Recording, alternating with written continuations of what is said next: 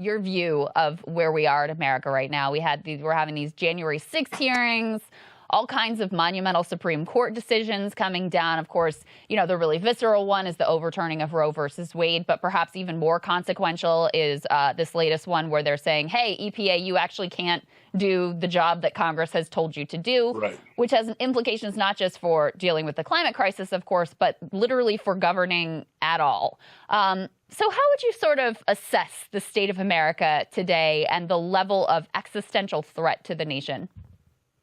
Well, that's a really good question. And I'd like to actually use a concept that we have in our show that we promote as a means to understanding exactly where we are in terms of American politics. And it's called the 50-plus counter-revolution, 50-plus year counter-revolution. What the theory is that basically since the rise of the New Left in the 1960s, particularly around 1968, everything that has come about from the rise of Nixon, going to the abandoning the Bretton Woods standards, the Nixon shock, the rise of the hard hat rebellions in the 70s, bipartisanly, there has been a counter-revolution against the New Deal Civil Rights Coalition that has coalesced in the 50-plus years since that period of time. And what has happened is that American politics has become more conservative in a bipartisan direction, and that was typified with the liberal faction of the Democratic Party,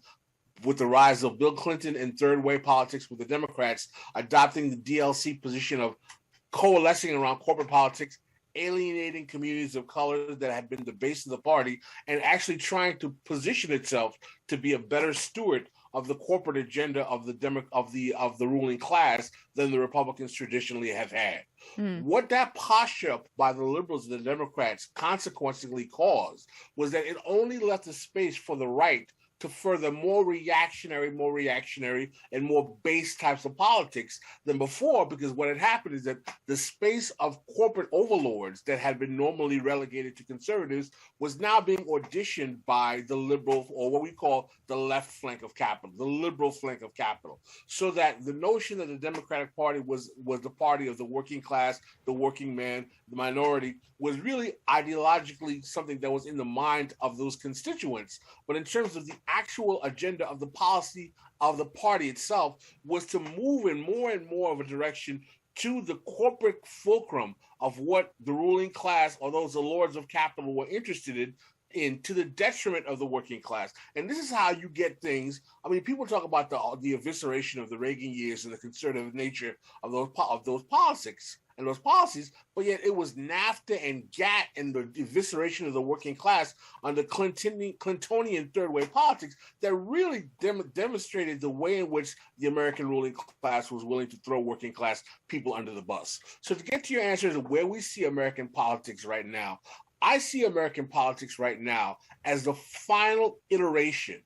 of that 50-plus year counter-revolution against the New Deal Civil Rights Coalition, coming to the point where some like to make the argument that we're in a state where we're facing a reactionary right that's crypto-fascist or fascist, if you will, or some would say that it's come to the point where their reactionary nature is so overt that they are willing to throw away even their own traditional conservative principles. I think what we see with the Supreme Court case recently, there might be some truth to that, but it's not as if this comes out of nowhere. I look at the condition of American politics today as part of a 50-plus year continuum